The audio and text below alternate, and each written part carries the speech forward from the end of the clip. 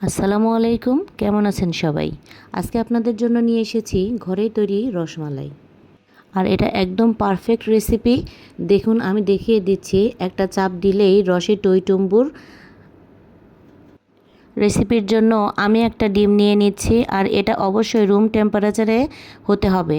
আমি এটাকে সুন্দর করে ফেটিয়ে সাইডে রেখে দেব। আমার ফেটানো হয়ে গেছে। এখন আমি এটা সাইডে রেখে দিয়ে 1 কাপ পরিমাণ ফুল ক্রিম মিল্ক গুঁড়া দুধ নিয়ে নিচ্ছি। অবশ্যই ফুল ক্রিম মিল্ক নিতে হবে।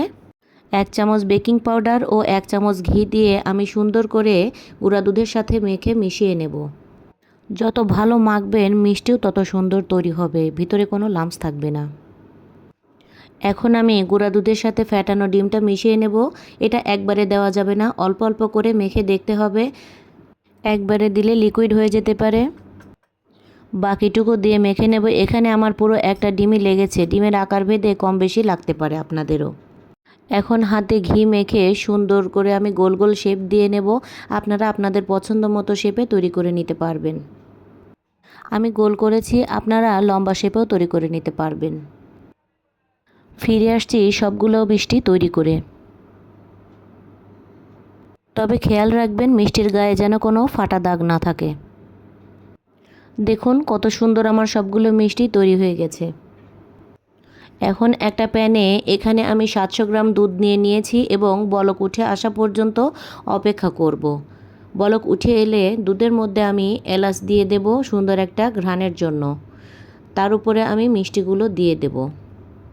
অবশ্যই মিষ্টিগুলো দেওয়ার সময় চুলার আঁচ কম থাকবে। এখন ঢাকনা দিয়ে আমি রান্না করব 10 মিনিট। যখন দেখবেন দুধটা পড়ে যাচ্ছে তখন আলতো হাতে ঢাকনাটা তুলে আবার নামিয়ে দিবেন। খুব বেশি নাড়া যাবে না, নাড়লে মিষ্টিগুলো একদম ভেঙে যাবে। মিষ্টি সেদ্ধ হয়ে আসা পর্যন্ত অপেক্ষা করব। এই পর্যায়ে আমি হাফ কাপ কনডেন্স মিল্ক দিয়ে দেব। আপনারা আপনাদের পছন্দ মতো মিষ্টি দিতে পারবেন।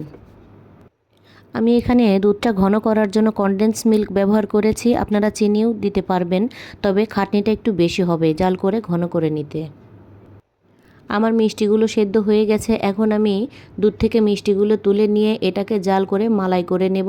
তারপরে ফিরে আসছি। তুলে রাখা মিষ্টিতে জাল করে রাখা মালাই দিয়ে দেব এবং 10 মিনিট পরে ফিরে আসছি। আমার তৈরি রসমালাই দোকানের থেকে কোনো অংশে কম হয়নি। এখন আমি উপরে পেস্তা বাদাম দিয়ে পরিবেশন করে নেব। সুন্দর সুন্দর রেসিপি পেতে আমার চ্যানেলের পাশেই থাকবেন, অনুরোধ রইল। কি দেখুন তো সুন্দর হয়েছে কিনা। আপনারাও চান তাহলে অবশ্যই আমার রেসিপি ট্রাই করবেন। আল্লাহ হাফেজ।